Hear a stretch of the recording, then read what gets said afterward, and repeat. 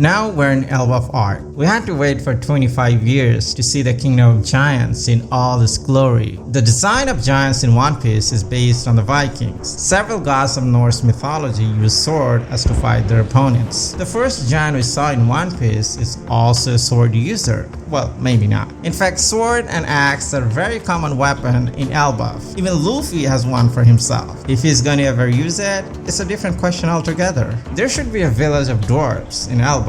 They're the master craftsmen of all races. Roger had a dwarf in his crew. I think he's still residing in Elbaph. Perhaps the Straw Hats are gonna meet him in Dwarf's village. Their forging technology is way ahead of any of the races we have ever seen in the series. Usopp and Frankie will have a lot to learn from them. They would upgrade their ship, Thousand Sunny, with their help. Well, Luffy almost destroyed Noah, the promised ship of Fishman Island. The Sea Kings were talking about a specific race that could fix Noah for them. Many fans in the One Piece community believe it is Klabutterman who is going to fix Noah, but I believe the Sea Kings were talking about the master craftsmen of Elbaph. They may be known by a different name. I mean, the dwarfs can have their own kingdom or village in Elbaph. They might have also created the ginormous air bubble of Fishman Island, but what they're most proud of is the creation of this epic sword. It is at least 6 times taller than the highest peak in the mountain range in Elbaph. There's no way anyone wielding this sword, right? Wano Country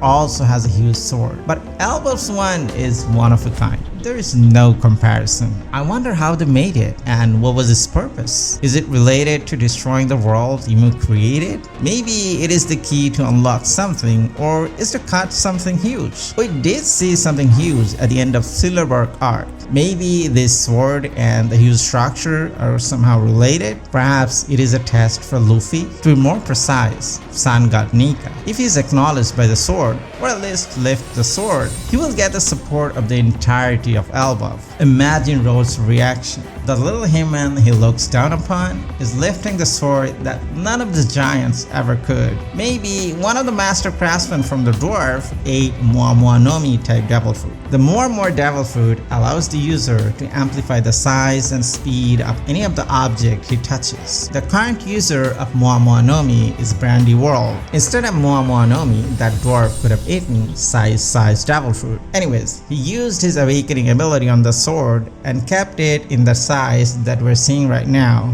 All of Zoro's swords are katana. Even though he's a sword fanatic, he didn't show any interest in Onigashima's huge katana. Furthermore, the sword of Elbaph is not even a katana, so this sword doesn't match his style or preference. Like I said before, this sword is the test who is going to be the savior of Elbaph, which is basically Luffy. What is your opinion? Comment down below.